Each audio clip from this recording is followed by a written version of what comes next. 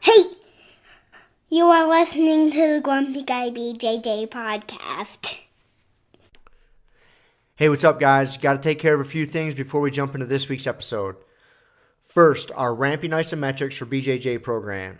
It is a 12-week program, all laid out for you. It's going to help you build strength and cardio in the fastest, safest, and most convenient way possible. This is how James and I have been training for the past year, and we love it. So we put this program together so you can just follow along, and we are certain you will see and feel the benefits that we do. It's only $15. Just go to grumpyguybjj.com, click the drop-down menu in the upper right-hand corner, and you'll find it. Next, R3. This is our K2 D3 supplement. It is a combination of those two vitamins, D3 and K2. These are two vitamins that James and I have been taking for a long time that really help us recover from hard training sessions. And for only $15 with free shipping, you get a whole month supply. I was going to pull up some studies explaining the benefits of D3 and K2, but I'm not going to insult your intelligence and pretend to be a fucking scientist. I take it. It helps me recover. That's it. So for $15, check it out. And last but certainly not least, we have partnered up with Dajitsu.com. They have a ton of awesome BJJ instructionals, and they have hooked us up with a discount code for our listeners. It's Grumpy10. So what you got to do is you go to Dajitsu.com, which is Digitsu.com. Find the instructionals you want, throw them in a shopping cart. In the little discount code box, you type in Grumpy10, which is just GRUMPY and the number 10, 10. That's it, no spaces. Boom, you get 10% off. You're up and running. They got a nice app you can download on your phone. That way you can take your instructionals right to the gym with you, watch the technique, drill it. It's a pretty sweet setup. So once again, Digitsu.com. Discount code Grumpy10, GRUMPY10. Simple as that. To find all this stuff I just got done talking about, go to our website, grumpyguybjj.com. Click the drop-down menu in the upper right-hand corner. There, you'll subscribe to our newsletter for podcast updates. You'll find links for the Ramping Isos program, the R3 Recovery Supplement, and then under the Programs and Products tab, you'll find a link to Dajitsu.com. And let's be honest, if you guys can't figure out how to navigate a website by now, there's nothing I can do to help you. So quit fucking around, check it out, train hard, and let's get into this week's episode. Almost. There we go. And we're recording. And we're here. We're here. Back again. Back again. Almost at episode 52. Episode 51. That's right. This is our 1 year anniversary. Damn close, Eve. man. Anniversary Eve. What'd you get me, Rob? I graced you with my presence. That's right. That's right. I appreciate it. That's a pretty fucking good gift. It is, man. It's hard to do a Grumpy Guy podcast without Rob. It'd just be me talking, which without somebody to get me riled up, then the fuck am I going to talk about? So, anyways. Yeah, man. We're here. We're here. After a good day of training. Good day of training. I'm getting back to training a little bit, easing into the water with my knee. Yeah. How's it feeling? It's not bad. It's still not 100%. So that's why I'm not. Like, it is feeling much better, but I'm not good enough to where, like, I'm in that weird place to where I could train super hard, I think. But I could fuck it up. Mm-hmm. So I'm really having to control myself. I'm having to do like, all right, do a round, take a round off, do a round, and then stop way short of where I want to stop. Like, get a half dozen rounds in and then stop. That's where I did today. And it bothers me because I want to train more, but it's probably like a better strategy. It is. I've been hurt enough times, man. Yeah. I know. I know the fucking routine. You know what I'm saying? Yeah. Especially when you think you're real close to healing up 100%, and you just dive back in, then you just fuck it up and make it work. I've done it too many times. Yeah. And so I'm trying to be mature about it. Yeah. And that's so like today I would do like 2 rounds back to back and I'd take a round off, and I'd do a round and take, like I say, and then once I hit about 5 or 6 rounds, I was like, okay, like I could do plenty more. Right. And I need to do more, but I just stop. Yeah. It's frustrating, but it's smart. It's smart. I hate Smart being mature and smart sometimes. Being smart. I know. It's fucking stupid. I'm so pumped my ankle's getting better without me having to take time off. I was pretty convinced that I was going to need to take some significant time off. The thing was fucking hurting so bad. And yeah, I got that jigsaw massager, the little massage ball that you can put onto your skill saw and then just beat the fuck out of yourself. And so yeah, I got that. And it was funny. It's my tibialis anterior. It's the muscle on the front of my shin that seems to be the culprit. So that's like one of the things. Like not always, but man, when you're messing around with like some manual therapy or you know, corrective stuff, whatever you want to call it, like it should be noticeable right away. Like if you walk away and it's like, I don't really feel anything, and someone's telling you, well, give it 6 weeks, just keep doing this thing that you're not feeling anything for 6 weeks, like odds are pretty good it's not gonna fucking do much, right? So that's always the telltale sign. So but yeah, man, it hurt, and I'd get in there, just hammer out my tibialis anterior, get into my calf some, and then right away I could move it and it would feel better. I mean, like right now, man, being able to do this circle and it not hurt is awesome. So yeah, you just got to figure out what the fuck is hurting, like causing the pain. We still got to figure out what's I mean, I've been doing there. for like the past 2 or 3 weeks now. Like, I haven't been working out hard at home. Everything I've been doing is kind of like quote unquote like corrective type exercises. Yeah. You know, like single leg stuff. You know, like box step ups and really slow on the down, and you know, hamstring stuff, just mobility stuff, just all kinds of that shit. Stretching, mobility, just, you know, single leg stuff, and you know, stretching my back because you know it's. I think, you know, there's something fucked up with my back or my hip that's, you know, connecting everything. And so I've just been working on all that shit, and it's helping. Like, it feels better. Like, I definitely, it didn't hurt a bunch today training, but I know, part of it's psychological too, because I know where it wobbles on me.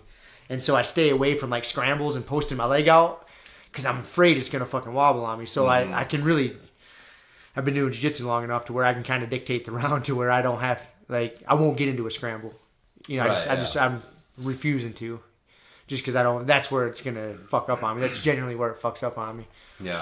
And I don't like that because that's not how I like to wrestle. But you gotta do what you gotta do. Yeah. I'm thinking your hip flexors, man. Oh, it's very possible. I think that's your. I don't know. We'll have to take a look. I gotta take you up on you running me through like a functional movement screen. Yeah.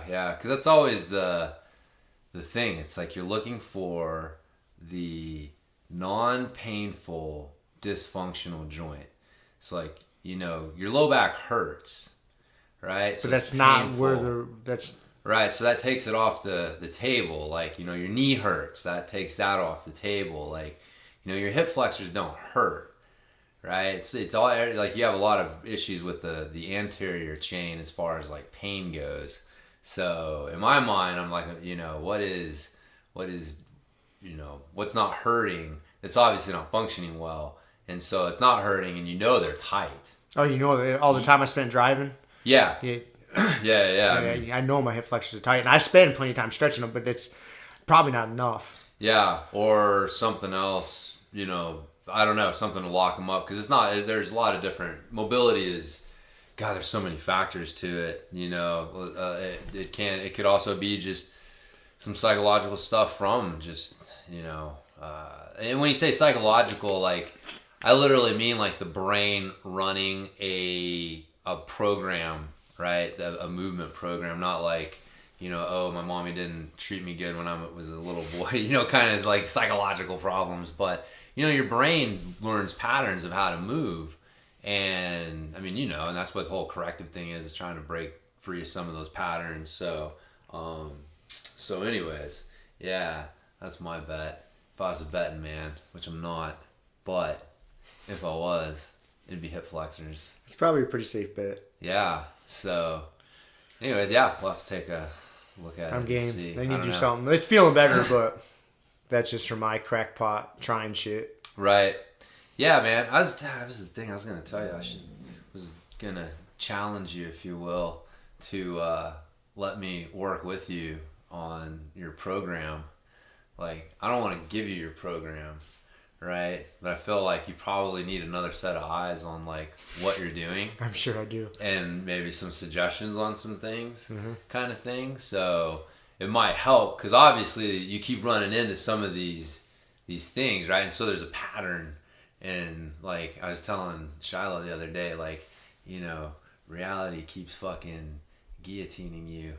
You got to figure out how you're setting your or darsing. Why are you sticking your neck That's out what there? it was. Yeah. I was getting darsed, you know, like had to figure out what the fuck am I doing wrong? Like, what's the pattern? Like, oh, I'm sticking that top elbow out. So, yeah, when life keeps darsing you, you have to figure out what am I doing? Why do I keep ending up in this fucking position? So, but anyways, I don't know. Yeah, Let's do it. I'm game. yeah, it's good. I'm all fired up on the whole, like, I want to get the like a good system, man, for the maces and the clubs and the ramping isometrics, because like there's good stuff out there for a lot of tools, but like the ramping isometrics throws a curveball into the whole mix. And so it's like how do you know, integrating all three, like, so in my mind, like, it's I don't know if I told you, I was doing some research and the Greeks used dumbbells and they did curls, so now dumbbells and curls are cool. They've always been cool. They've always been cool, I know. So They've always... I think, yeah, I know, man. We threw the baby out with the bathwater with the, like, no curls, because that was like the epitome of bodybuilding. And it's like, no, man, curls have a place. And they helped that squeeze, that rear naked choke. They do. My challenge, I don't know, we haven't got to train a lot together this month so far because I've been dealing with my knee. But I set my challenge for the month of October is I haven't let myself get any rear naked chokes with my right arm. It's all been because that's kind of my go-to side. I go to that side. It's just quick. It's habit. Getting lefties. And so I've been making myself do. I get on somebody's back. I will not let myself choke them with my right arm. I keep going left arm, and I've been getting a lot of one arm finishes. Yeah.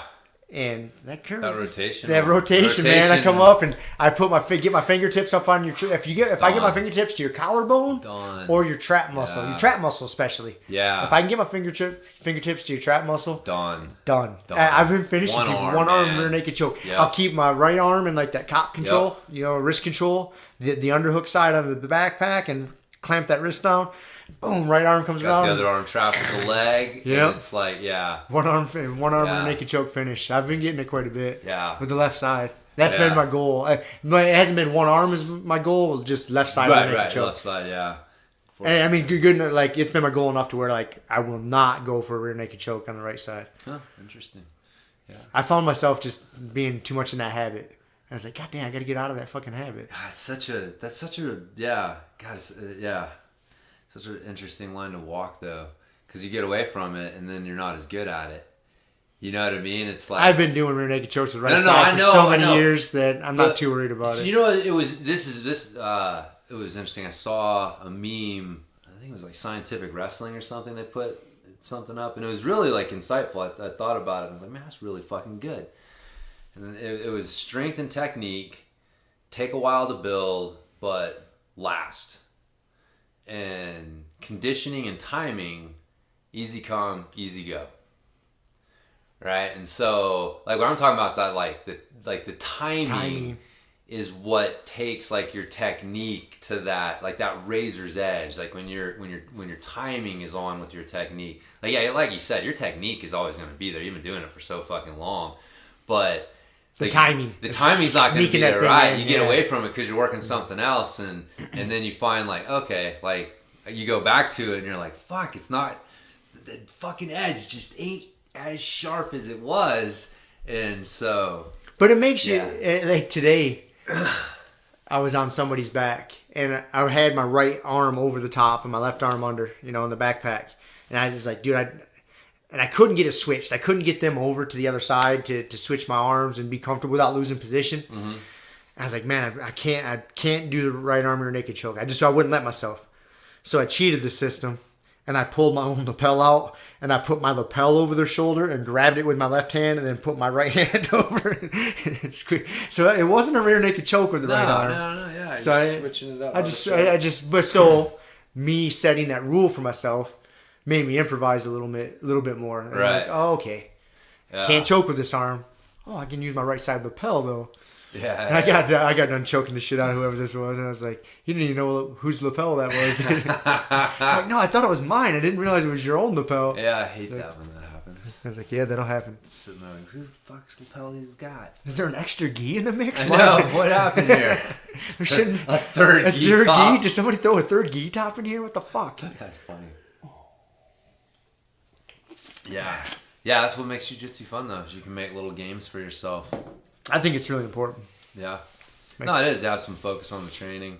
I was telling you earlier, I feel like my whole back attack journey has made a lot of other things sharper because it's like, I want to get to the back. So everywhere I'm at, it's like, all right, where's the back? And it's like, I know it's funny. I was like working on a guard pass and I was telling you, I'm like, dude, I get here and I'm so happy. I'm like, I'm 3 steps from the back right here. And it makes everything else sharper because you're looking for that stuff. And so, yeah, having that focus. And then again, like focusing on like, I'm staying on their back. I'm not going to come to mount. Like, you know, even though I know I can and my mount's super strong, I'm not going to I'm going to fight like crazy to keep the back. So, and it helps a fucking ton, man. It helps so much. So yeah, you got to have some intent. Intent. I think that's what it is. What it boils down to is intent. Yeah. Intent or focus and giving you a destination, so to speak. You know, and giving yourself those little challenges, those little games. Yeah, I do that a lot, man. I don't share it a lot with my training partners. That way they don't know exactly, and it's really irrelevant whether they know or not.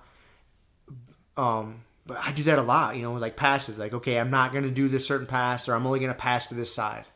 Okay, I'm not, and like it usually boils down to, you know, I'll have a move that really works well for me, so I go to it a lot, and I'll make myself like, okay, I won't know exactly what I want to do from that position, but I know don't do this because it's becoming my crutch. It's just my go-to, and I know it's good to have go-tos, but to expand your knowledge and be a more rounded jiu-jitsu player, you got to do that. You're like, okay, I'm not doing this time. And I do that a lot, man. And once I find something once I get to a move that I can hit fucking regularly on almost everybody I go with, like, okay, it's time to stop doing this. Let's move on to something else. Let's make a rule to myself. Can't do this anymore. It'll still be there. Let's go on to something else. Yeah. And it's frustrating because you get fucked up. Yeah. You know, you because you'll know in your head, like, oh, I know I can do this right now. So I know, man. It's tough. That's where I'm at with footlocks. It's hilarious. I just don't even. I realized the other day, like I don't even really go for them. And I use it to set up passing. Like I've just gone that like to that point, and so yeah, you get set that goal and start working on the other stuff, man. I think like the intent is God, it's important. Even with we were doing basics class and we were working on triangles, right? And I was like saying, shoot your hips up, and man, people don't really necessarily like, that doesn't really mean anything, you know, like, okay, shoot your hips up. And so, or, you know, it didn't seem to, because people's hips weren't fucking doing what I wanted them to do. And so I was like, look, when I shoot my leg up, I want my knee to wrap around their neck like this. And, you know, bam, like clamp, you know, upper leg clamping over the top of the, you know, the back to break the posture. And you've got that good, man, you can just feel it, man. You know when you got it tight. It was like, the neck's right on the hamstring and you're just clamping and squeezing right away. I was like, that's what I'm looking for. I'm not just throwing my leg up there willy-nilly. Like, I'm trying to clamp my knee around their neck. And lo and behold, next round when I was having them do it, everybody looked better. I mean, it was actually kind of surprising. Like people, I was like, holy shit, if you had told me you think this guy could shoot a decent triangle, I would have probably bet money no. But here it is. And I was telling him, like, man, that intent is so important. Like, you can't just go through moves. Like, you have to understand, like, you know, what is my intent behind this move? Or, you know, where's my intent behind putting my leg or my foot or my hand? Like, where is it going? And then, like, you know, taking that on the macro scale to your training and your rolling and things. So yeah, if just floating through life, man, without any intent, how you do one thing is how you do everything. So I bet people that don't like that's where you get to, I think the martial arts and jiu-jitsu is great because that's where you get this spot to break bad habits and get a chance to like let that fan out into the rest of your life. Like you'll find that, okay, if you have more intent in jiu-jitsu class, you're going to find that expanding to like the other stuff. So like you have to have intent, like your relationships with people. It's like if you have no intent, right, behind it, well, you're going to get what you're going to get what you put in. Yep. Right. Exactly. And you wonder like, how the fuck did I end up here? Like, it's like, well, what was your intent? Like, what kind of relationship did you want to build? Like, what were you? Yeah. So yeah, it's super important, man. But it's not something we get taught much. No, everybody's heard the saying, the grass is always greener on the other side of the fence, right? But I wish the saying that the grass is always greenest where you water it, that would be the saying that people should be more privy to. Because it's where you put your intent, where you put your focus. And if you're just willy-nilly about fucking everything you do, your results are going to be willy-nilly. You're just going to be kind of floundering around. Yeah. Not fucking doing anything. Yeah, that's what, I think a lot of, like we were talking about last week with Jordan Peterson's talk, like don't be a loser. Like, if you don't have an intent to not be a loser, you're going to be a loser. What's going to happen? Like nothing. And then, well, you're a loser by fucking definition because nothing's going on there. So, yeah. Oh, yeah, the Henry Rollins show. We went to that on Monday night. On Monday night? That was pretty cool. That was really cool, yeah. So I would suggest, if anybody gets the opportunity to go see him, like I'd say go see it. It's the Henry Rollins Traveling Slide show. Yeah. Yeah, I don't know where his tour's taking him, but yeah, you go to his website, you can find tour dates there. It was, 2 hours, 2.5 hours? A little over 2 hours, yeah. I know. He just came out firing. Dude, he did. He walked out on stage, grabbed the microphone, wrapped the cord around his hand. Did you notice how he did that? And that's where it stayed the whole, he was wrapped into that microphone for 2+ hours, and he did not stop talking. No. There was no bathroom break. There was no intermission. He said, hi, and he just went. Yeah. He did not stop. No. Afterwards, I was replaying it in my head. I was like, holy shit. That dude. There was no fucking pauses. There was no, he was just yeah, mowing all the way through. He's I think that's what writing does, because he gets a chance to really refine and articulate your thoughts, and really a good writer goes back and he reads it. There's a voice in his head, and so you get a chance to really he knew. I hate to use the word talking points because it has such a negative connotation, right? See, I don't think so. Well, usually it's like politicians, right? Like people, talking points almost represents a position despite the facts. I'm just gonna fucking stick to this talking point no matter what. But he had his points. He knew each picture that he put up represented something to him. And he had spent a lot of time thinking about it and a lot of time refining that. That's what I got from it was this is a guy who's really spent a shit ton of time with his thoughts. And that's why it's so easy for him to come out and share them, because he's not thinking about it while he's talking. No. He's like, man, this is it. This is what I think about it, right now. And yeah, it was really good. The whole idea, I think his message... the big thing that I got from it was, there's a whole nother way of seeing the world. His intent of trying to see the world through non-Western eyes. It kind of seemed to be one of the reoccurring themes. He wanted to see, what does the world look like when you get outside of how the West sees it? And just, trying to get people to think about it. Because, holy shit, there is a whole, there are people who eat off giant piles of garbage. That's how they fucking Dude, live. that was probably one of the hardest pictures that he put up for me. There was some kind of disturbing ones, but that one was just that one sunk. That one hit me. Tough, dude. That was tough. That's the reality every day. And that picture we're talking about, was it in New Delhi? It was in India somewhere. India. I can't remember where it was, but it was a mom. We're assuming it was a mom. Yeah, a mom, a dad, and a little girl. Yeah. Little girl, 10, 12, 13, somewhere in there. Pretty little girl. And they are on this steaming pile of trash. Picking through it to find a meal. Yeah.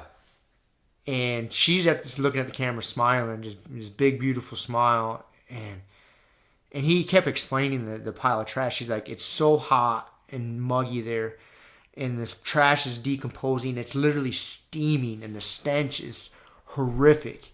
And these people are literally knee deep in this fucking pile of trash, trying to find something out of it. And I think that is his message, to make us see that there is a whole other world out there, man. Yeah. We're all running around in our own little bubbles. Yeah. We have our own little fucking problems and blah blah blah. Like, they're the good problems to have. They're though, the great problems to have. Yeah. Man, you don't stop and think about it when you see something like that. That picture fucking stuck with me, man. Yeah, that's the one I like out of all of them. That's the one I keep. Yeah, I got kids, you yeah. know, and I'm like, fuck, I can't even imagine waking up in the morning and just being like, dude, like I can't do anything, you know, like there's no job opportunity, there is no American dream, just so many things that we take for granted, you know, there's no opportunity, and like having to wake up and be like, all right, well, we're going to the fucking garbage pile, we got to find something to eat, and just, dude, it's got to like, you can't, I don't say this in judgment, I just say this as a man and a husband and a father trying to put himself in that situation. Like, you can't feel like very much. Like, you can't feel like you're doing a fucking bang-up job, like, as a man in general. Like, I don't think that's... And to think that there's just so many people, that's just their fucking reality is... it puts things in perspective. I think it challenges people to try to look for opportunities to help and do more, you know? Like... I mean, I know me, like, I've heard, like, with, Justin Wren and the Fight for the Forgotten charity. I mean, you know, hearing him on the Joe Rogan Experience a couple times, I mean, that really, you know, hit me. I mean, we've been supporting that charity for a long time. Like, we've, you know, I don't talk about it a lot, but we've raised, like, quite a bit of money, and we donate money every month to it, and it's like, but that's just it. It's like, man, until you realize, like, holy shit, like, you know, a 5-year-old kid can die just from not having clean drinking water. Clean drinking water. Like, and that just seems ridiculous in this day and age.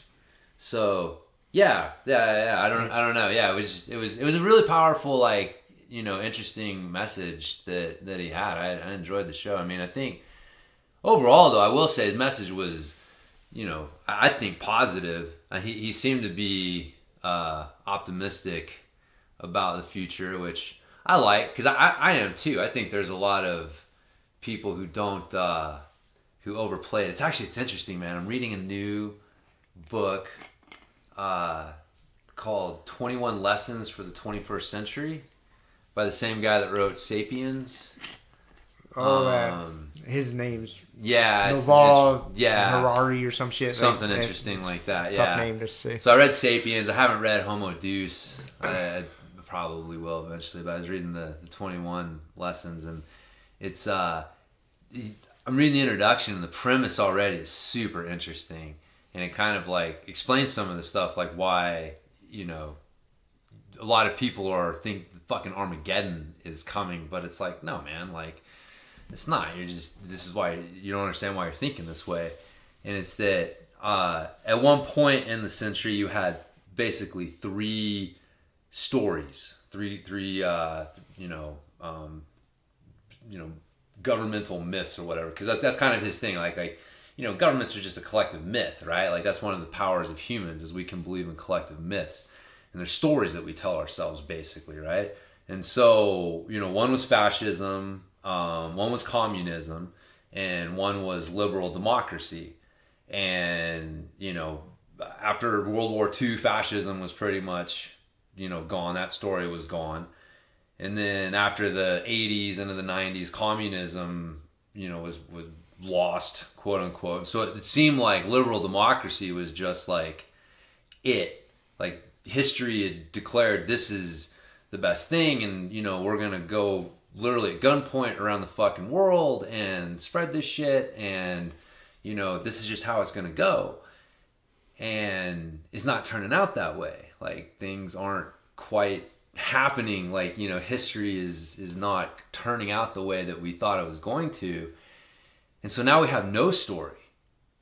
Like, you know, like, what is the story, right? Like, democracy doesn't work like we were told. You know what I mean? Like, we were told, there's all these stories behind democracy that we were told, and they're not coming to fruition. They're not coming true. So now we have no story. And so, and that's where, like, the liberal, you know, the people, like, they're the, you know, who are behind the liberal democracy, they're like freaking out, and they're like, you know, Donald Trump is obviously a sign of the apocalypse, right? And it's like, no, it's not. It's just, it's the fact that, like, the story that we've been telling ourselves is flawed in some way. And this doesn't mean that liberal democracy isn't, you know, good. It's just there's some flaws with it. And if we don't look at it and address these flaws, then, like, it's not going to work, right? And so it's one of those things, like, criticizing it doesn't mean that you're saying that it sucks and it needs to go away. You're just trying to make it better. But that's the conversation that no one's willing to have right now, is like, well, okay, shit's not working the way we thought it was. Hard look. What are we doing? How do we fix it? And it's like, fuck no. If you're questioning the system, you're an anarchist, and you know what I mean? And it's like, people just don't know what to fucking do. So there's a better way to do things. But what is the answer? I mean, it's a complex conversation. It is. It really is, and I mean, so many different facets, and then people start jumping on teams. You know, like, oh, we have to be right and you have to be wrong. Like, no. Like, and that was something big I took away from Henry Rollins' thing too, was whether that was his message or not. But hey, we're team people, man. Like, we're all fucking team people, and what works for us over here isn't necessarily going to work for someone in the Sudan. You know, it's not fucking going to work. You know, I think that's what he's talking about, where they try to install a Western style. That's what happened, yeah. In the South Sudan or something, they try to put a Western style government in place, and it's not fucking working. Right. Yeah. Well, because those people haven't been raised that way. They're not wrapping their mind around it. It's just not working, and that's fine. Well, he said he literally was talking to someone, telling him, like, okay, with democracy, get ready to argue a bunch. Yep. Get a whole lot of nothing done. Get about maybe 30% of what you want most of the time, and you have to be fine with it. And they were like, no, that's not how, like, the people he was talking to are like, no, that's not going to happen. It's going to be great. It's going to be great. Democracy is going to be great here. Because he said he was there right before the elections. And you realize, like, man, like, that's a certain way of seeing the world, the way that we see the world, the way that, you know, and so, and yeah, if you don't see the world that way, liberal democracy doesn't work, you know. And you got to have a certain set of values, and it's just a worldview. Worldview. I hate to say the word values, because that's like, you know, their values will be different based on that worldview. Right, I just don't have a better. I know, yeah. A better word, like worldview, I think sums it up. I guess worldview and values, like, but how you see the world though, like, that's, you know, if you don't see the world in a way where you can argue with someone, and, you know, like Khabib, right? Like, his worldview is different than Conor's. Yeah. Like, we ran into that. Like, you cannot talk shit to a Russian like you can to, like, a lot of people in other Western countries, because, like, honor and face and things like that, like, it's not the same in our countries as it is some of these other countries, and it's a worldview. And so Conor fucking tried to impose his worldview, and Khabib imposed his worldview. Let's talk now. But did you see some of those clips of him in the cage talking to him when he was whooping his ass? I remember distinctly during the fight seeing it. Like, I haven't seen it. I remember I couldn't hear it, but I remember him pounding him, and like, he was just like, you could see him talking, just having against the fence. Let's talk now. Yeah. That's so awesome. I love it when he does that. Right. Yeah. But that's what I'm saying though, is like, you could not go into where's Khabib from again? Dagestan? Yeah, you can't go into Dagestan with Don King and start running Western style fight promotions. It wouldn't work. It's not going to work. It's not going to work, right? Because their worldview doesn't allow them to be able to operate in that operating system doesn't work with their worldview. They literally have to change how they see the world for that to work for them. And that's just a micro example, but you run that out on a macro, and it's like, yeah, this is why some of the reasons you're running into problems. Like, you can't go into Iraq, liberate at gunpoint, install democracy, and walk away and hey, be like, it's going to be great. It's all great. You know? It doesn't work like that. It doesn't work like that. And that's what we're finding out, though, right? But that wasn't what we... I mean, honestly... That wasn't the story we were told. And dude, to be honest with you, that in the late 90s... You know, early 2000s, like who didn't believe that was the story though? Like that was it. Like we all saw for ourselves that, oh, communism has collapsed. Like, you know, the world economy and all these great things are happening. And it's like, dude, we all bought into it. But yeah, now we're having to look back and go, wait a minute. There's a lot of broken shit and we can't fix it unless we go like, all right, this didn't work out the way we wanted to, but what's the next story? I don't know. Yeah, it's interesting though, man, because I've been reading. Besides, I just started that book, the 21 Lessons, but I've been reading the Xenophon history of the Peloponnesian War. Dude, it's fucking fascinating. I don't understand why more people don't read this shit. It's like it's fucking fascinating story. Like Game of Thrones has nothing on this shit. It's insane. It's like So now I'm starting to really kind of understand what was going on. Because it was literally Game of Thrones, right? Because if you think about it, democracy, it's so new. And it's not the traditional way of ruling people. It's just not, right? Like the traditional way is you find a strong leader, or a strong leader puts himself in position, and like he runs the show, and that's how it worked, and that's how it worked in the majority of the world over the majority of time. And there'd been I'm sure there've been some other democratic whatever like experiments, but whatever it was, like the Athenians. So same thing, you had your your elites and you had your commoners, and the Athenians, they were like, we want liberal democracy. And they managed to overthrow the elites and install liberal democracy there. And then they managed to go out and do that in a bunch of other cities in Greece and basically build their, they call it their first empire or whatever. But it was them going around kicking out the elites and putting democracy in place.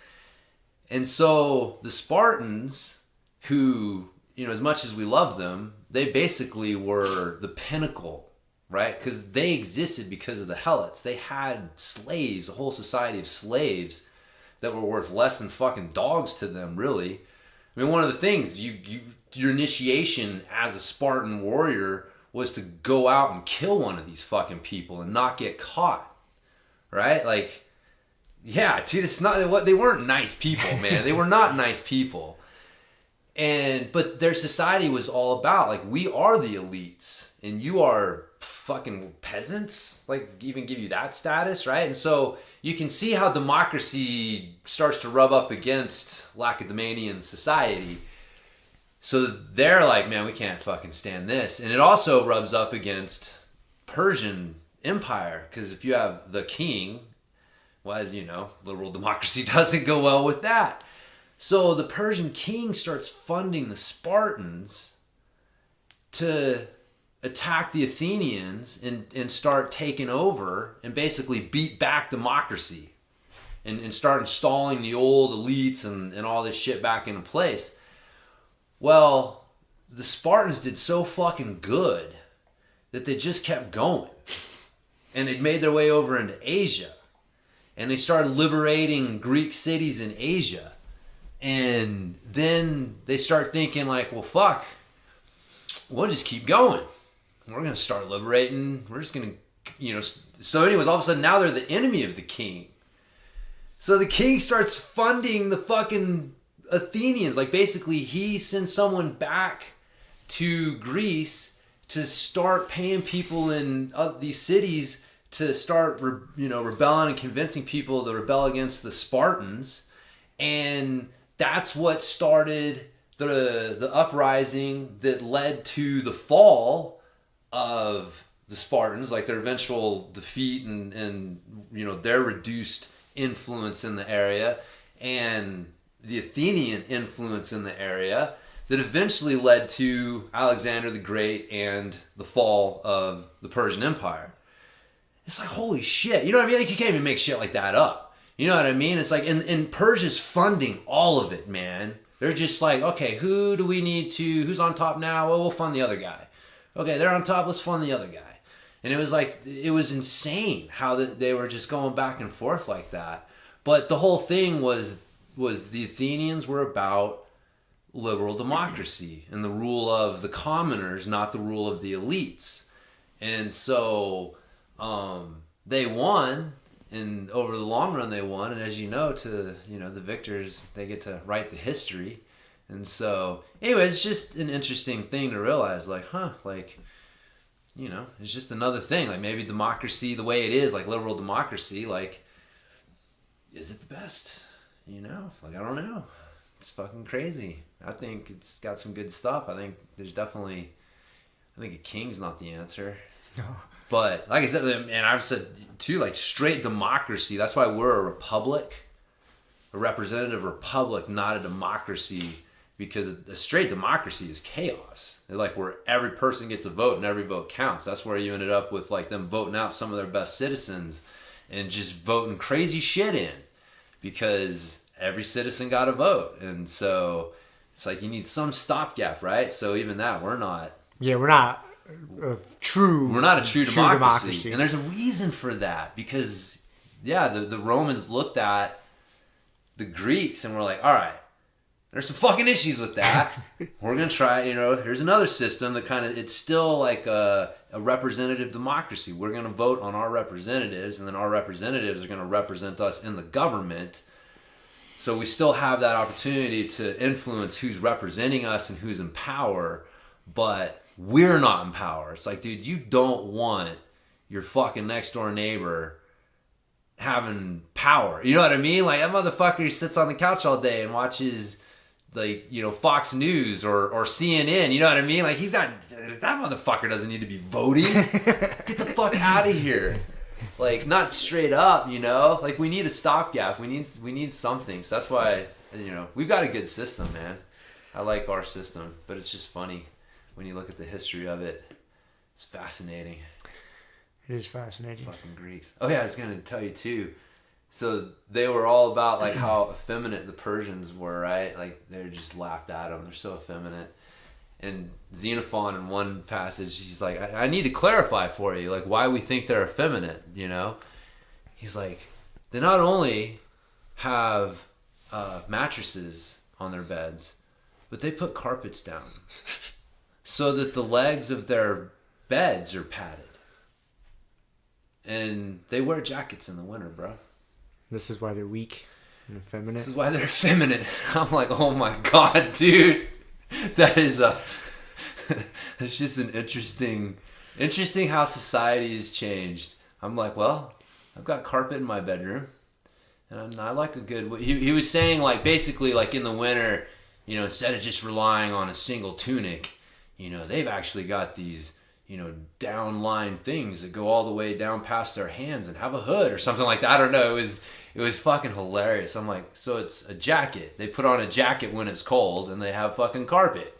Like, oh man. Weak bitches. I am a weak bitch. But it's a different fucking society, man. That was their story. And we talked about that last week. How, like, the Greeks, they grew up on these stories. These were their heroes. This is how you acted. Like, they had you couldn't just put Greek armor on a Persian and make them a hoplite. It didn't work that way. Like, there was something different about how they came up. Their worldview was different. And that's why when they put the fucking armor on, they were a damn near unstoppable force. But throw it on someone else and it's a shit show. So, there you go. Hero training. No carpet, no beds. That's right. Back to the Spartan way. Except for killing a slave. That's so funny, man. It's fucked up. You knew that, right? Yeah. Most people, it's fucking ridiculous. Yeah, I knew that the Spartans weren't good people. Not necessarily, man. Not necessarily. Yeah. They were fucking warriors. That's what they were. They were a warrior class. Yeah. And they were doing it, Dude, they were so fucking badass. Like, they were so unstoppable. It's ridiculous. Like, again, reading this history, the people just refused to engage them. Like, it was insane the shit that other people would do to just avoid having to go to battle with them. They're like, fuck no, I ain't dealing with those guys. And yeah, they were just, and it was well deserved. Like, dude, they haven't been beaten yet. I mean, they went forever without being beaten in a significant. There's been a few like skirmishes, like you like they'll trap a few hundred of them, and win, quote unquote, that. But yeah, straight up like Spartans against someone else, they ain't lost yet, dude. They fucking smashed the shit out of everyone. I mean, God, that had to be just an insane sight to see a fucking Spartan phalanx. If you could go back in time to any era and witness how things were, is that where you would go? Probably, man. Yeah, like that was just such a dynamic time. Like there was I think so. I find that time period in like Greece like way more interesting than like Roman society and stuff. Like I find that pretty interesting, but it's like Greek light, like they're just basically copying the Greeks. Yeah, I think so, man. I mean, that had to be a fucking crazy time. Like the Persian Empire is going on. Like there was a point where like when you said the king, like, there was no like, it was like, Cher or Madonna or whatever, you know what I mean? It was like, there was no question. Everyone fucking knew who the king is. It was capital K. It was like the king. Everyone knew who that motherfucker was. And yeah, that had to just be a crazy fucking time, man. You had the Persian Empire, and you had this crazy little spot over on the western edge of it, just getting down with each other, just battling, and yeah, and then fucking, I think it'd be an interesting time. How about you? Oh man, I've thought about this many a times. I don't know. There's so many interesting, times in human history. I think I'd like to go back, like with the Mongols and Genghis Khan time frame. Yeah. In that neck of the woods. See how shit went down. Dude. That was just mass. That was human death on a mass scale. On a mass scale. Like on a mass, yeah. Like that, I would be curious too, but I don't know that I could. I don't know. That had to be insane. And that was just the way of life. Yeah. That was just what happened. Just how it went down. We're gonna travel over the mountains, fuck those people up, take what they have, set up camp, watching them in action, and then travel over the next ridge. Yeah. Do the same thing. Just keep moving. Just keep moving.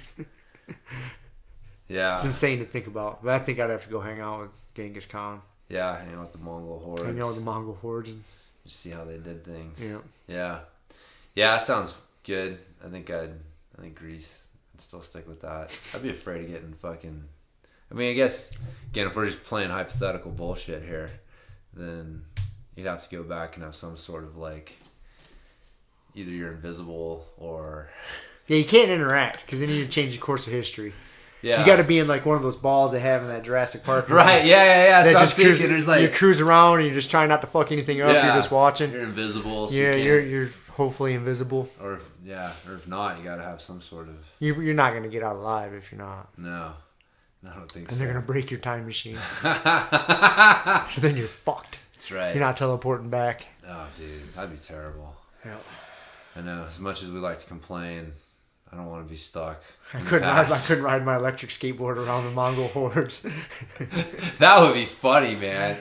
They would be like, it'd be that moment. It's like they're going to react one of two ways. They're going to think you're a goddamn god, or you're done. Or you're done. Done. Yeah, There's it's no like in between. There's no sorting out. There's a split second. Which way is this going? They're going to put an arrow through you. It's going to be quick. Or they're going to drop to a knee. Yeah.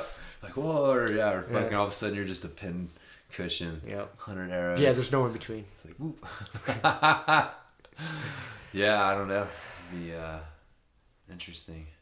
So I got to get a new book to get into. Like, I finished those 2 books, back in Masters Worlds, and I've started like 2 other ones since then, and they both have been dog shit. I can't get through them. Oh. The last one I started reading was Fear by this chick named Kristen Ulmer.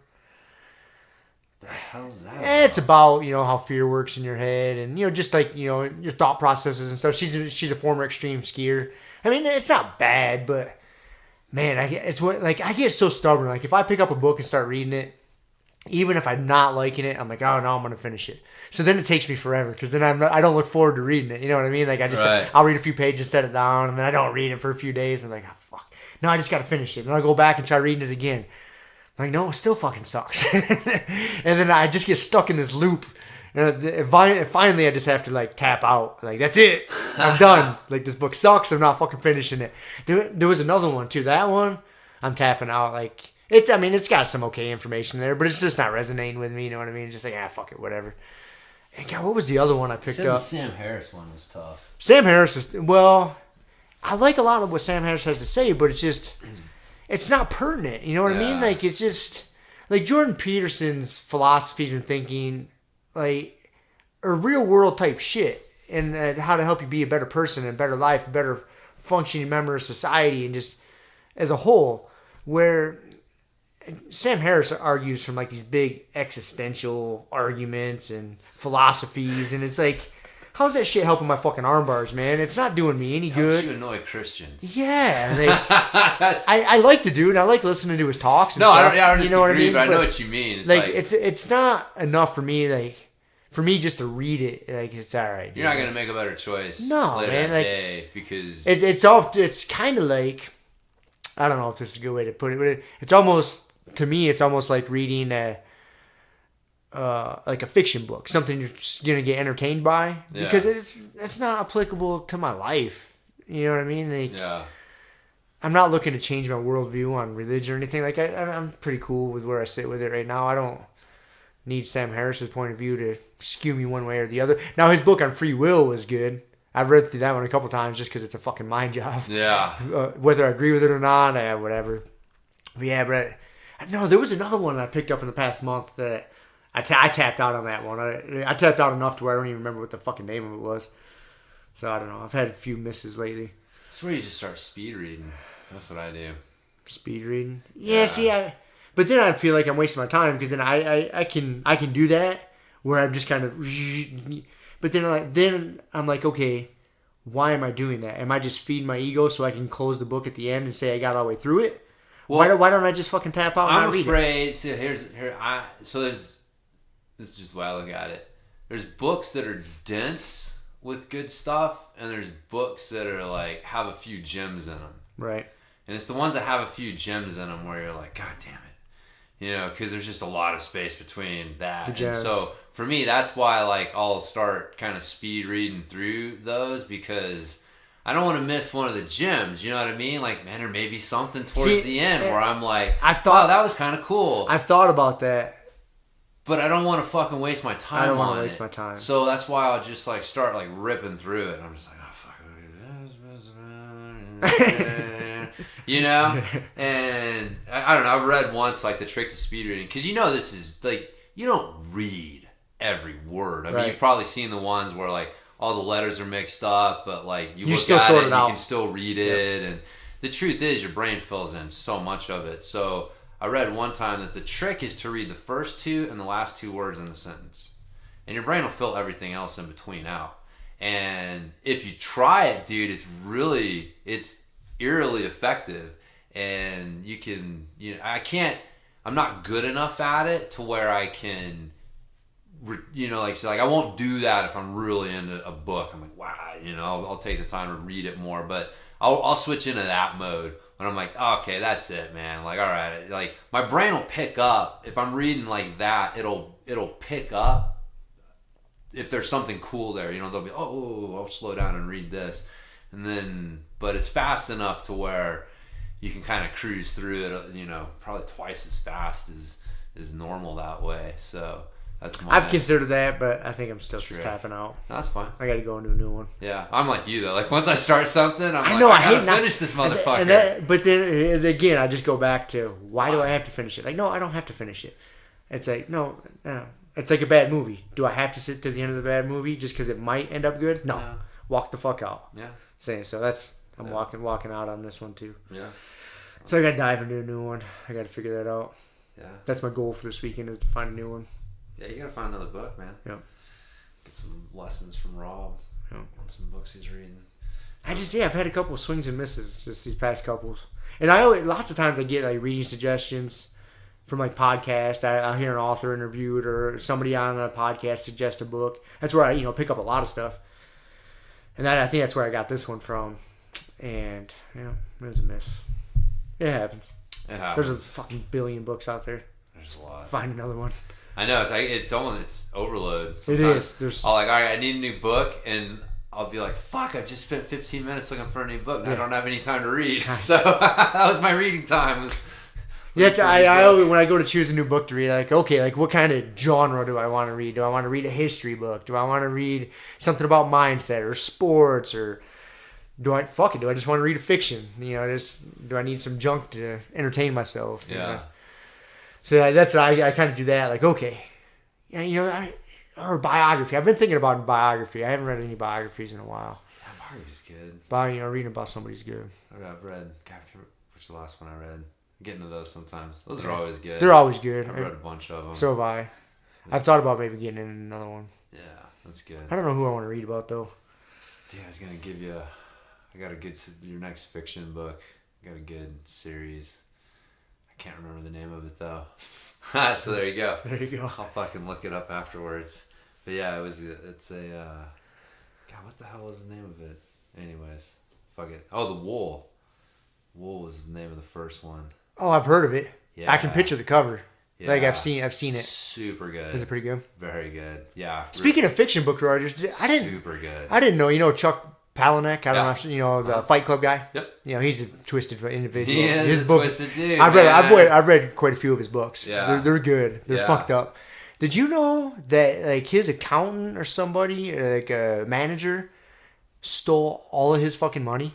Yeah, I heard him talking about that on the Joe Rogan there a while back. Yeah. I didn't know if we'd ever talked about it, but I came across an article about him the other day, and I had forgotten that fact. Yeah. Yeah, that motherfucker like lost almost all his Fight Club money, like everything, like fucking lost it all, and he was just like, it just gives me more motivation to write again. Yeah. Like, goddamn, dude. Yeah. Man, I don't know. Like he lost a lot of fucking money. I forget they had a figure on it, but he lost millions. Dude. That sucks. And they don't know where it's at. The dude's in prison and he won't. I guess he won't say where it's at, right. Or if it got spent or whatever. Like he just clammed up. He's like, fuck you guys. I'm incarcerated now.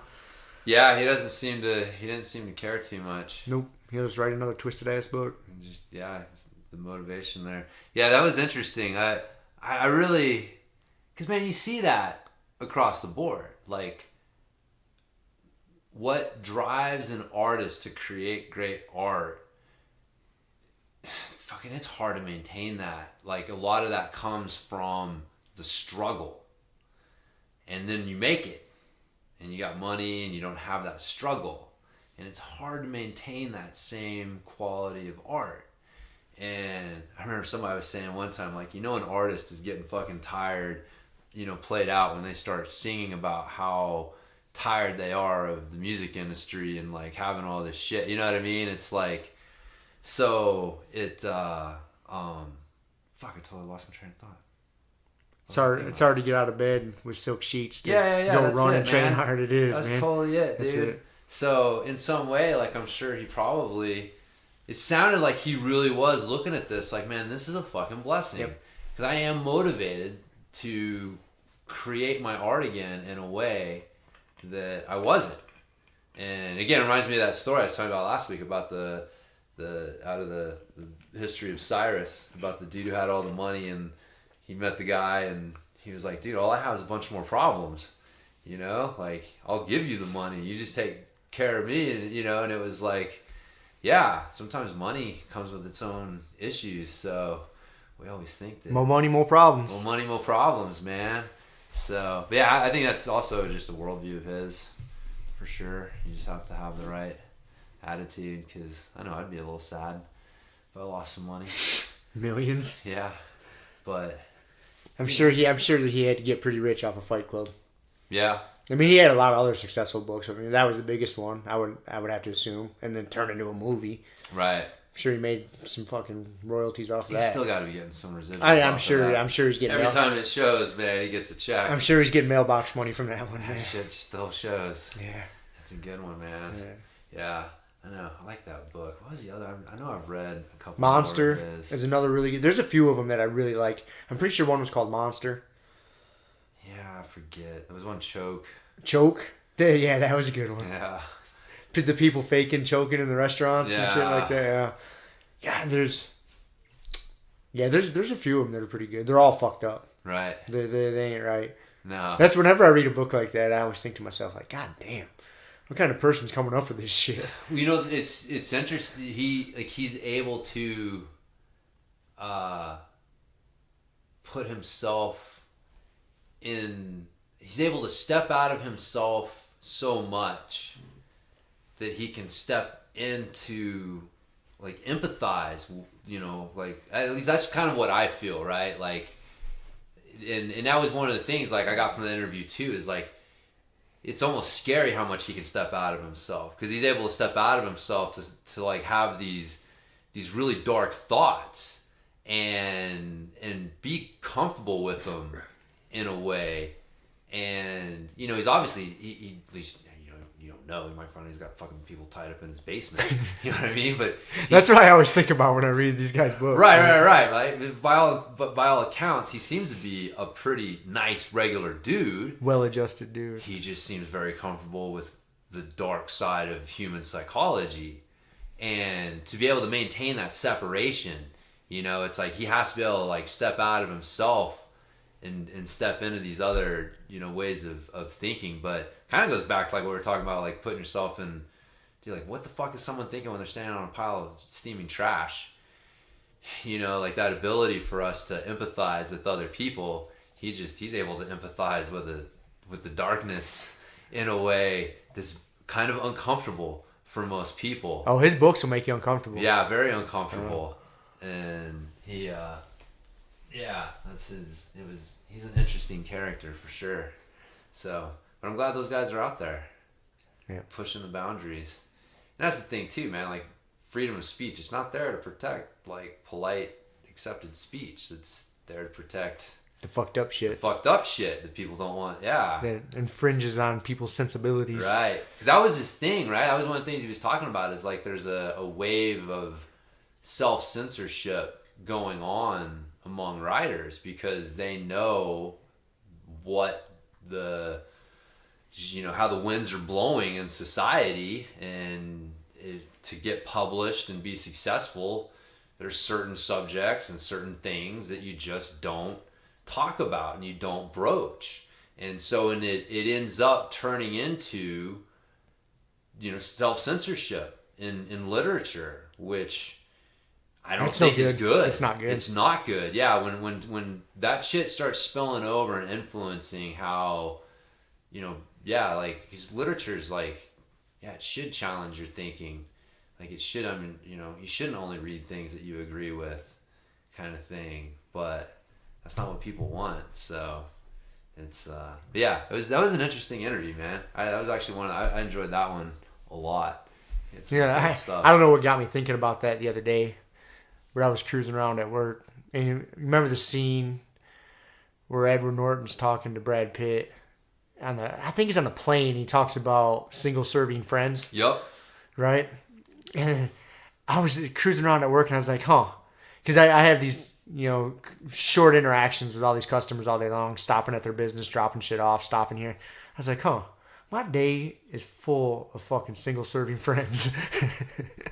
That's really what it is. And then there's certain customers that I go to on a regular basis, so I get second and third helpings of these second, serving friends, but that's what my fucking I'm just like Edward Norton on a goddamn plane with these single serving friends. That's right, man. It is. Yeah. Fuck. Hey, man.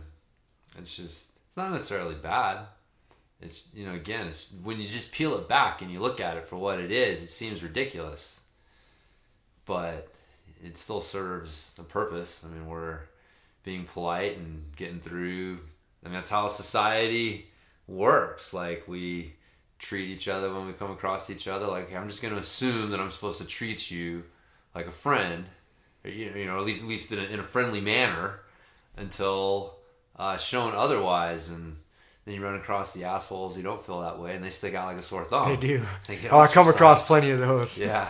Dude, yesterday we were driving around, and some dude was like, he's just honking at people in his freaking Mustang and like yelling, like, get out of the way. And it's like, dude, that guy had a bad day at work. Like, where are you off to in such a hurry, man? But yeah, some people just take it all too personally. So. Fuckers. Exactly. Anyways. Yeah, man. So today's subject. Are we going to talk about training hard? Yeah. Is that the plan? Was it training about injuries? No, training hard. Training hard. Remember, we had somebody ask at the seminar last weekend, like, hey, you guys pulled my asshole card on. My ass whooping card. My ass whooping card on Monday nights. How do I know when I can put an ass whooping on somebody or not? Train hard or not, or yeah. I think it's a good topic to touch on. Yeah, because it's kind of a funny thing, man. Learning to meter the assholery. Yeah.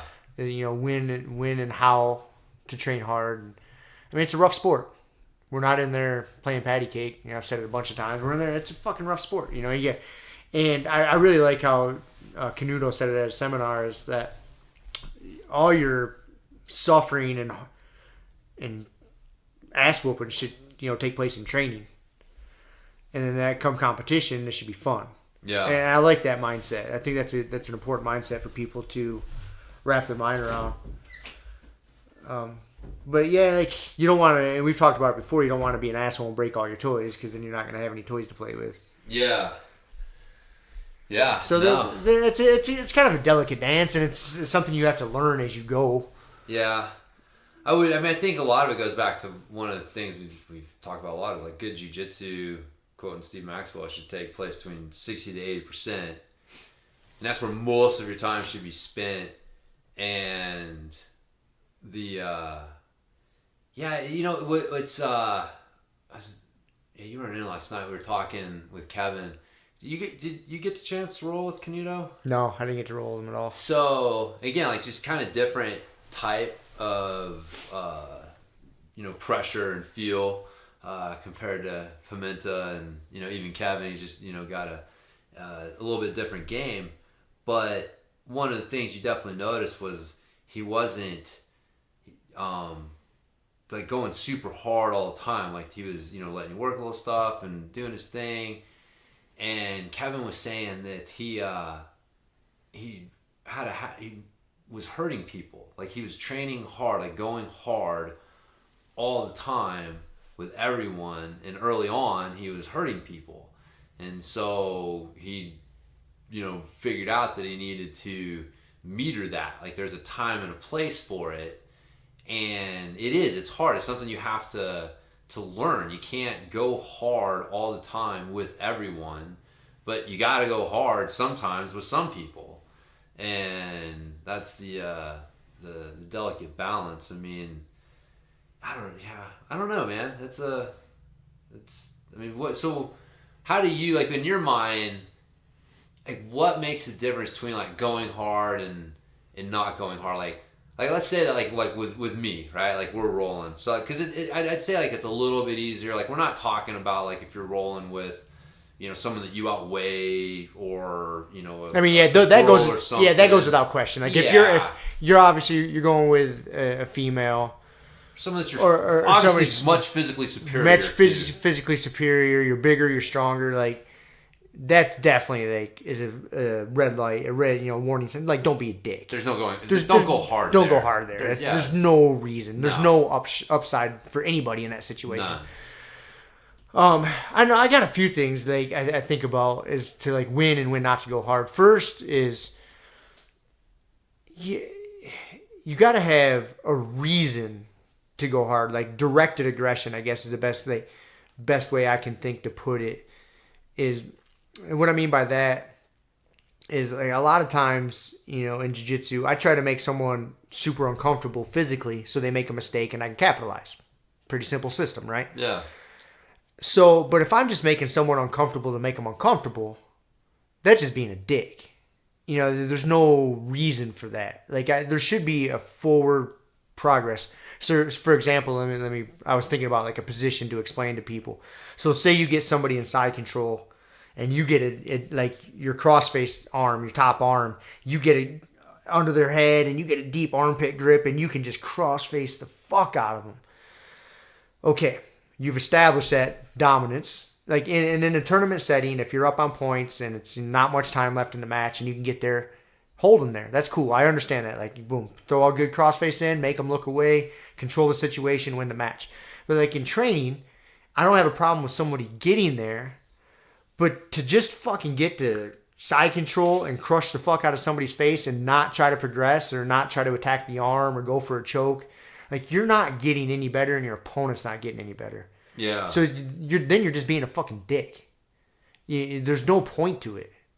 Like, you're just being a dick to be a dick. Like, once you understand, like, if you get to a good crossface, squeeze, control, and you see them flopping like a fish and they can't get out, you've won that fight. And in a training situation, move on. Let go of it, transition. Or loosen up a little bit and let them make the mistake. But just to sit there and be a fucking asshole to be an asshole, it's you're wasting everybody's goddamn time and you're just pissing people off. I think that's one of the best, easiest positions I think for people to understand in their head. Yeah. You just got to have a reason why you're doing it. Second, another thing I like to think about is, like, I won't do things to somebody unless I know they can do them back to me. You know what I mean? So for like, for example, like if I get to Kevin's back, like I don't give a fuck if I try like if my choke isn't under his neck and if I just got to squeeze his face, I'll do that to Kevin because guess what? It's coming back. I know full and well it's fucking coming back and coming back worse. I'm cool with that. I'm fine with that. That's going to happen. But I'm not going to do that to somebody who probably can't do that to me. I might be a little bit of an asshole, but like it's not going to be full on squeeze. Like, and that's kind of how because it's not fair to like really be a dickhead to somebody who can't be a dickhead back. Does that make sense? Yeah. And you got to be willing to fucking take that ass whooping back. If you're willing to play rough. Yeah. Bully jiu-jitsu and play a little bit rough and go a little bit harder. Hey, you better expect it. And you can't get mad at somebody when they do it to you. Yeah. I think those are big ones. It comes with time too. Is getting like I really subscribe to this mindset too. Is the more you get to know somebody and the better friends you get to be with them, the more you trust them, the harder you can go with each other. Like I don't have any problems with whooping the fuck out of you. Throwing a good crossface in, but I know you'll do the same. Oh yeah. I know you get to mount or fucking something like shit's gonna be uncomfortable unless I deal with it fast. But I appreciate that, and I expect that. Yeah. But that just comes with time. Like I won't. Like we had a couple new guys come in and train today.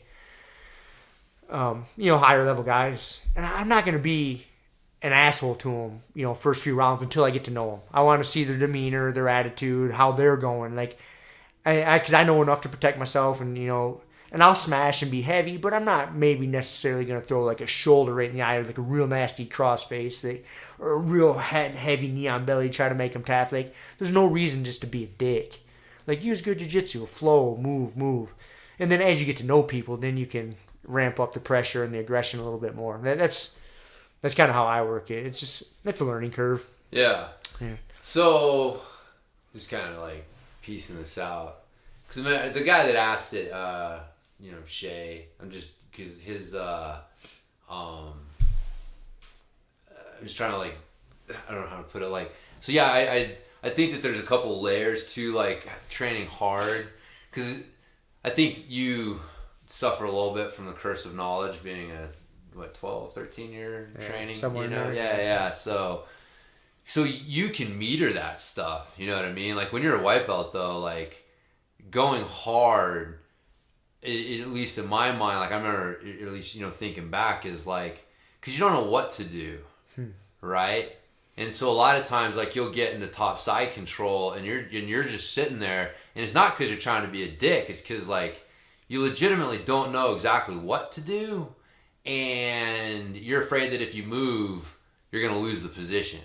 And so, so there's kind of, there's a little bit of that, like, I don't know what to do. So I'm just like kind of, just sitting here, just being stiff. And, like you said, it's frustrating. We're not learning anything at that point. And I think too, there's also just like the effort level, right? Like, how hard am I going to fight a takedown? That's probably in my mind like a good example of or a sweep, right? Like, if am I gonna like try to fight it, but like that's kind of where I'm at if I'm not training real hard, or if I'm feeling a little more energetic and I'm like hard, and then there's a little bit more like fuck you, I'm gonna fight like crazy. And I think that's where the message kind of gets, because we are told like don't accept anything. Fight that there. And it's like, it is a mindset, but you can't do that all the time. One, you're going to break your toys, because like I said, like the sweep or takedown is just an example, but that's a mindset. It's like, how hard are you going to fight everything?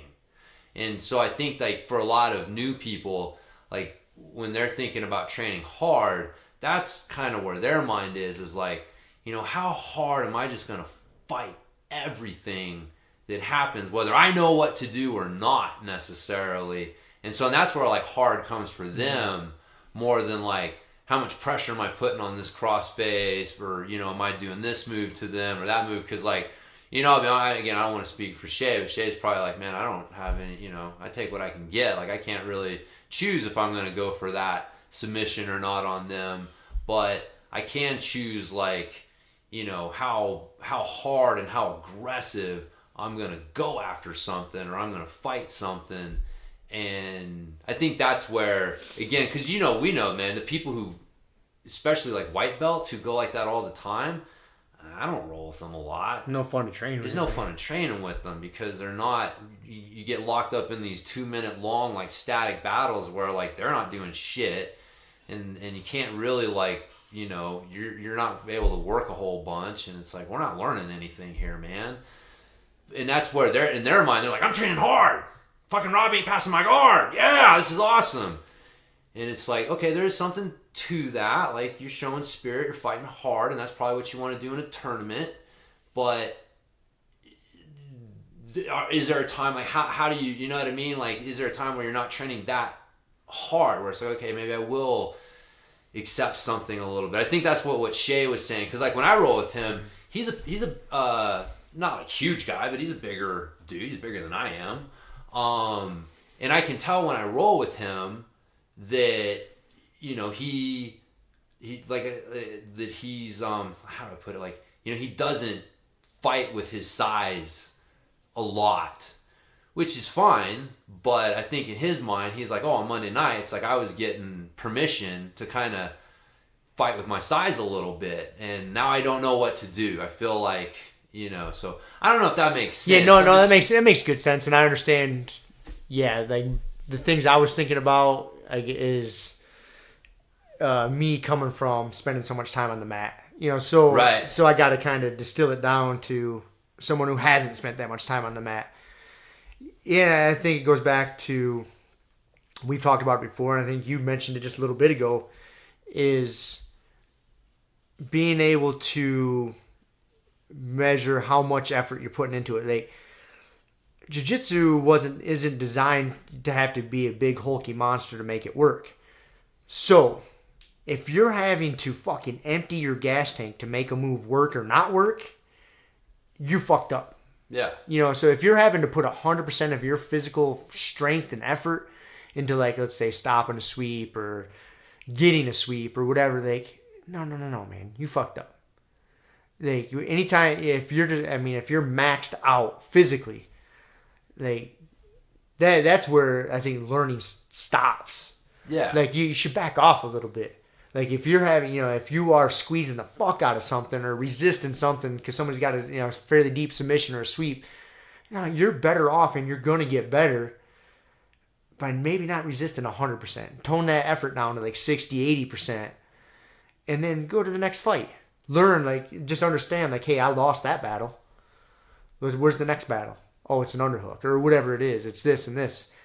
But yeah, I think that's a good way to think about it. If you're having to fucking empty everything out to squeeze, like, because we've all felt it, like, some white belt gets a hold of you and they're grabbing and pulling so hard they're shaking and they're squeezing and they're saying, dude, when somebody does that to me, I'm just like, God damn it, we're doing this again. I know. Veins popping out of their neck, like, oh, what is going on here, dude? Like, yeah, I think I guess that would make more sense. Yeah. I think that a lot of it goes to knowing your training partner. I mean, there are people that, because there's a time if you're going to compete, like, you do have to expose yourself to that 100%. Right. Because even that's not where good jiu-jitsu is, but it exists for a reason. Because sometimes you got to fucking hit turbo in a real whatever, competitive or whatever situation, or theoretically a real life situation, right? So you do have to expose yourself to that. And I think that, again, this is where people get confused, is it's like, am I going 100% all the time?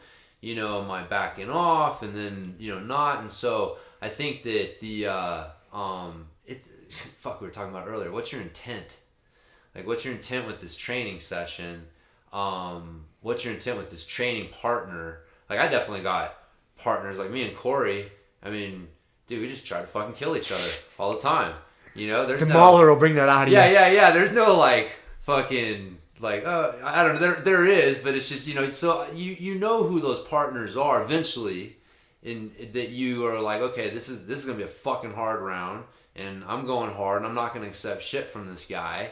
And then the next round, you're rolling with someone who, a new white belt that you outweigh by 20 pounds, and you're like, okay, I'm gonna meter this back. I'm gonna make an effort to be at 60%. So I think a lot of it, we talk about this too, like, don't roll with every single person the exact same way. That's a big part. Yeah, so it's not an either or. It's like you kind of have to know that, but that's also where obviously there's a time and a place. Like if it's competition class, or if we're in a class and it, like, it's specific, like we're doing like some sort of specific training, and it's like that's the thing. Like, I want you guys going 100%. Don't accept shit. Okay, everybody knows. Like, we know that that's what's going on there. But yeah, you got to have both. So it's not an either or. And it's not 100% all the time. A lot of it's going to be partner specific. Or it's not being lazy all the time. There is, you got to know when. Yeah. And time and place. And I guess another thing to think about is the knowing when.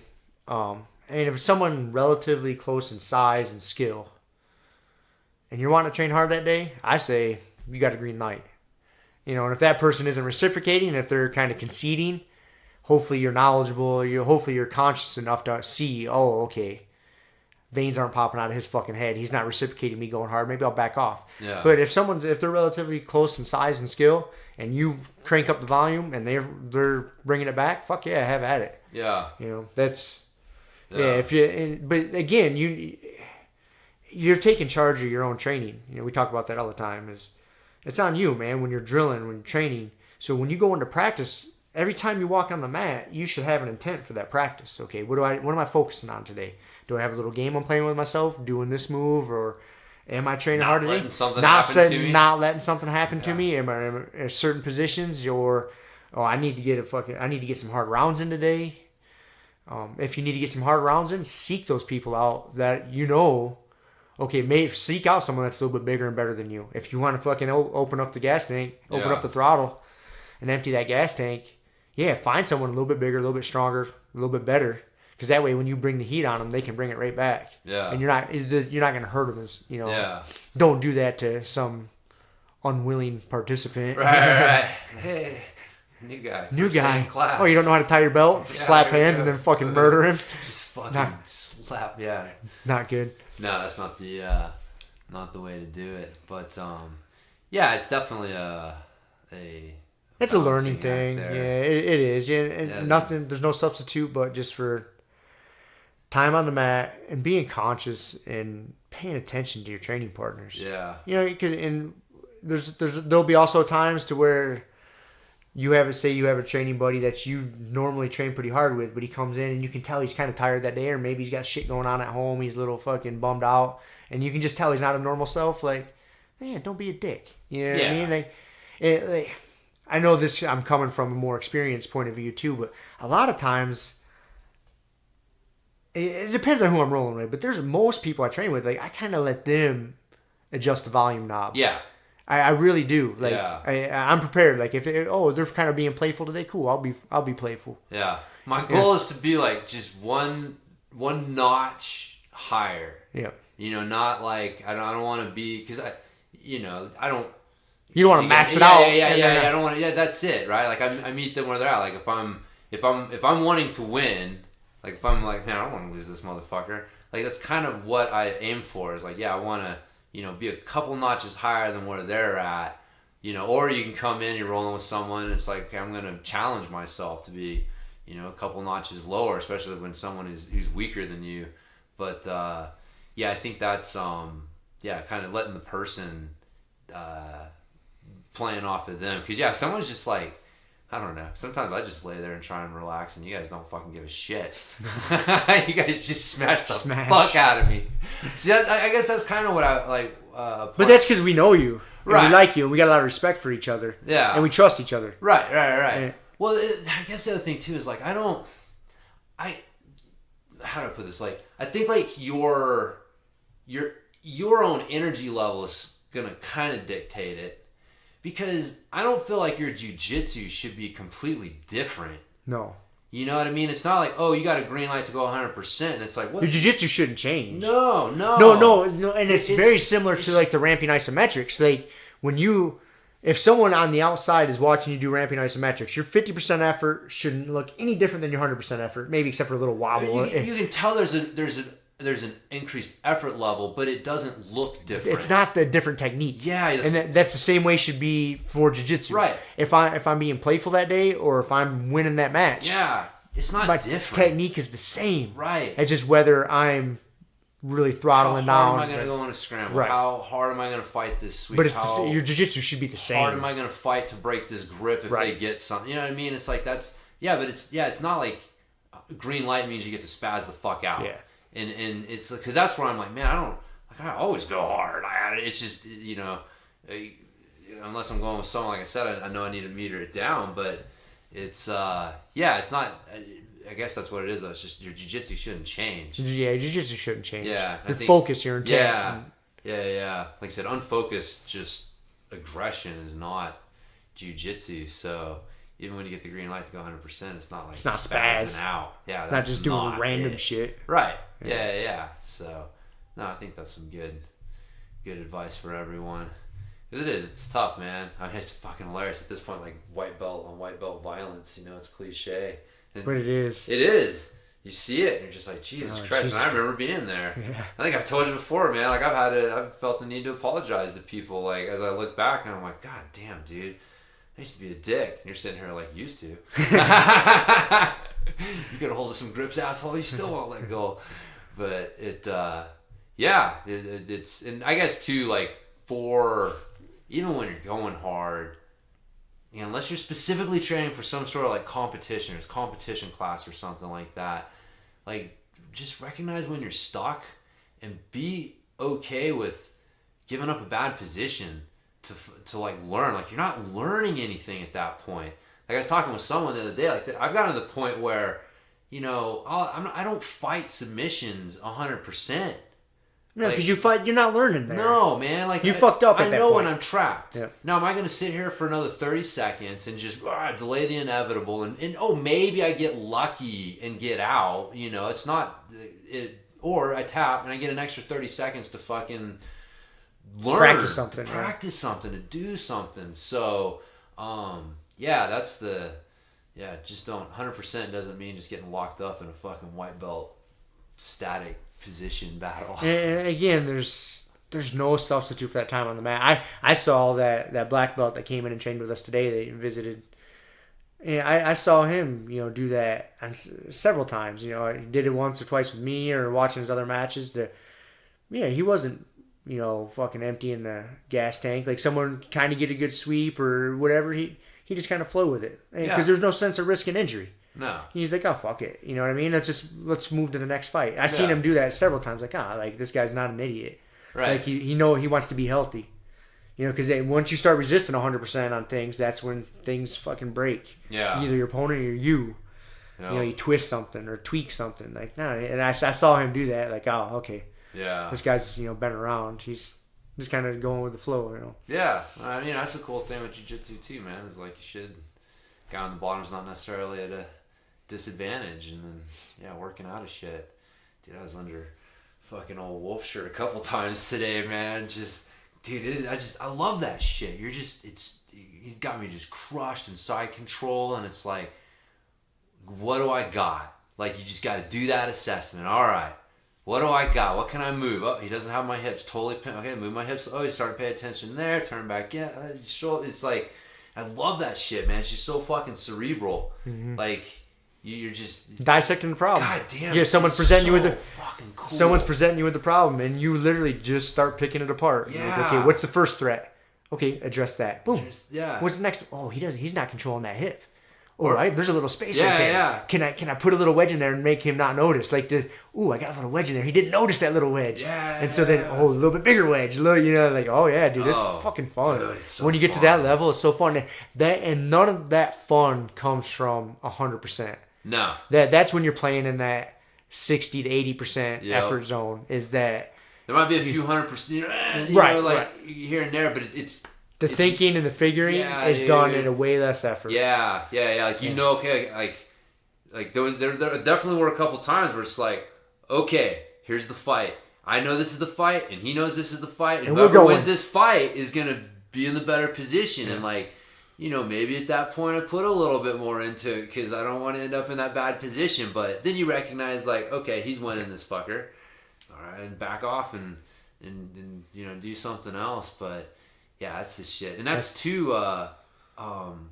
You don't get that as much with the no-gi stuff. That was one of the things like Lovato Jr. was talking about, like why he likes gi. And I was thinking about it. It's like, dude, totally, man, like. Every inch counts. Every inch counts. You can slow things down to the point that you can.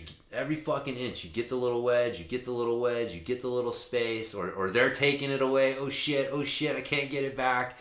And it's happening on a level where you can think about it. Like you know what's going on. That's almost what makes it worse. You're like, God damn it. I know exactly what's going on here and I can't stop it or how I fucked up. But yeah, that's why... we talk about it all the time, man. I like no-gi, but we train 98% gi.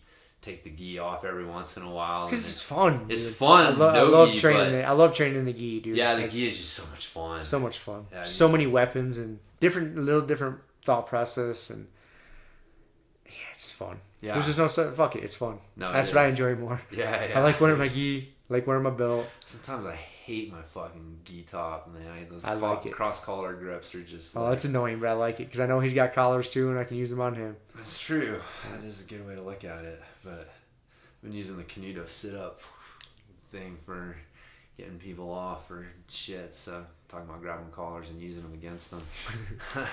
So yeah, man.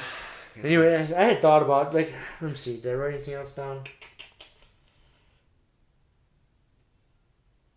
No, I was just writing some notes on how on how to when to be aggressive, when not to be, training hard, and I think we kind of touched on everything.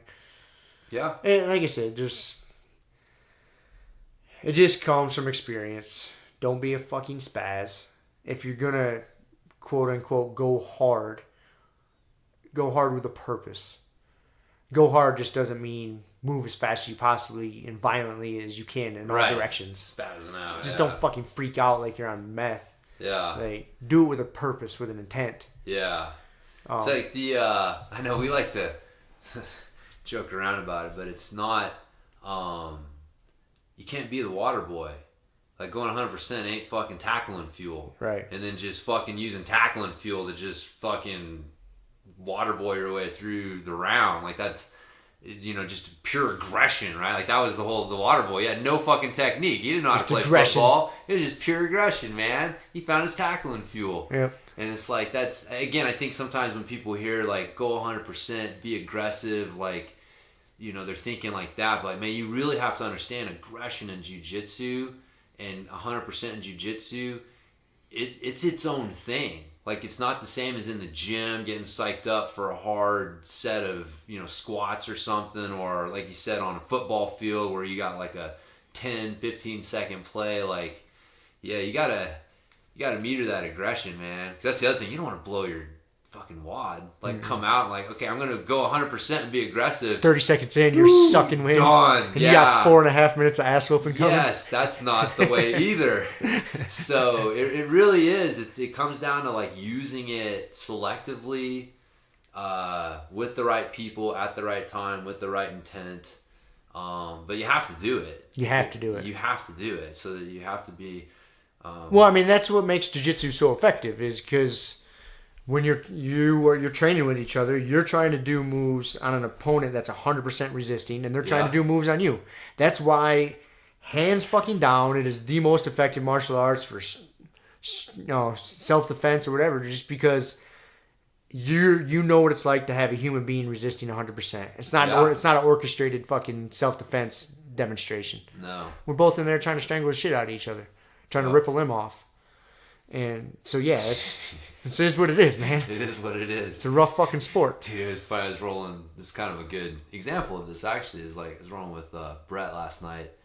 Little fucker got my arm. He's trying to arm bar me.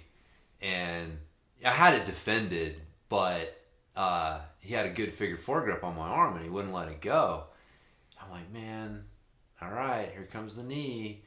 Put it on the side of his face. Still won't let go. Start putting a little more pressure on it. Still won't let go. I was like, you motherfucker. All right, here it comes. Make me do it. Full Teddy Roosevelt. Like knee on face. And I mean, I made him look away, which is smashing his face into the mat. He lets go. And I was like, dude, I apologize. You made me do it, bro. Mm-hmm. So, but like, that's kind of, again, it's like, I don't just go straight to the Teddy Roosevelt to get out of that fucking situation, but I will use it if I need to. So you also have to recognize on the bottom, like, oh, this motherfucker has 100%, and the only reason, like, he's just choosing not to use it. Like, that's the other thing, is like, you get yourself in a lot of trouble when you think like, oh, I got a good position. It's like, no, this guy's just not going 100%. If you're gonna make him go 100%, he's gonna make you pay. Like, I think about that a lot when I'm rolling with Pimenta, and I get a position, I start to get stubborn, and rigor mortis guard sets in. I'm like, dude, I'm just going to piss this motherfucker off. It's coming. And it is going to be way worse when it gets through. So relax and move. Even if something bad happens, man. Like, you're not winning shit at this point. So, anyways, that's what makes jiu-jitsu fun, man. It's an ever-evolving process. Ever evolving. It is. It never stops. That's funny, dude. I totally thought about you last night. I was like, how do I go? Oh, Teddy Roosevelt. All right, here we go. It's a good solution for a lot of things. Dude, it is a great solution. And you learn different angles of it. Like, yeah. I've been playing more like my shin off to the side of the face and kind of like on the neck and shoulder, because I don't have to be as mean. Yeah. But then I can still kind of put pressure. Probably use it to wedge the chin up a little bit. Like, I've been playing with different versions of it. That. All right. Different angles. Yeah. Wow. I also try to set up the Kimura to take the back. God. It's such a great sport, man. We're like our best friends, and we're fucking knee in their face. Knees in their face. So I found a better way to put my shin on your neck. Yeah, dude. How's this? It's so great. Oh, that's awesome, man. Yeah. All right, man. That's all I got to fucking flat my trap about. Yeah, I think that's a good one. We got some good advice out there, and some of the train hard, man. Don't be mad at your training partners for coming hard at you. And yeah, if they're spazzy and you're worried about getting hurt, just keep yourself safe. Staying safe, yeah. Check in, make sure you got your limbs in safe places, and let them be spazzy, and tap early, tap often. Yeah, definitely. There's points where like you trying to go 100% can get you fucking hurt. Yep, just some fucking big spazzy dude. Yep. Let him spaz. Yeah, just Tone it down. Don't let them spaz. Hey, man, yeah. Recalibrate. Again, it goes back to, like, don't roll everyone the same way. Recalibrate your expectations. It's like, all right, survive. I got a tap to... Trey was telling me some big dude had him in, like, he was going for a north-south choke, but he's like, he didn't have the choke, but his whole lat was on my face. And, I just tapped. And I was like, yeah, that's just fucking smart idea, dude. Like, just tap early, man. Again, fucking... Tap early, tap off. The only thing that hurts is your pride. That's right. But you're not injured, and you can keep on wrestling. That's what keeps you burning to come back, man. It does. So, there you go. All right, man. Well, I guess next week will be the 1-year anniversary 52. show. Yep. I know, man. Holy fuck. We've been doing this for 52 weeks straight. 52 weeks. God damn. Well, can't count on chickens before they hatch. Oh, it'll happen. I know. Unless I die. Or you die the next week. Or that's the only way it's not happening. end of Western civilization as we know it. Those 2 things. That's Zombies. Aliens show up. Hostile podcast. That fucking picture Uncle Hanach threw up. I'm so tempted to get back on Instagram. You have to follow him, man. For Uncle Hanach. Dude, you are missing. Like, it is... I love that dude. He fucking makes me laugh. I know you know what you're missing. I know what I'm missing. It's just... Yeah. Maybe I'll create an Instagram account and only follow him. Dude, would you be worth it? I mean, for jiu-jitsu funny shit. That Fight Club one. Fight Club. What can you know about yourself? You've never been in a leg lock. Anyways. All right, let's get out of here. I got to right. go ride the electric skateboard. Fuck yeah, I got to talk you into buying one. All right. It's not me. It's the accountant. Yeah. So we'll talk to her too. All right. All right, man. See you guys later. Thank you for listening to the Grumpy Guy BJJ Podcast.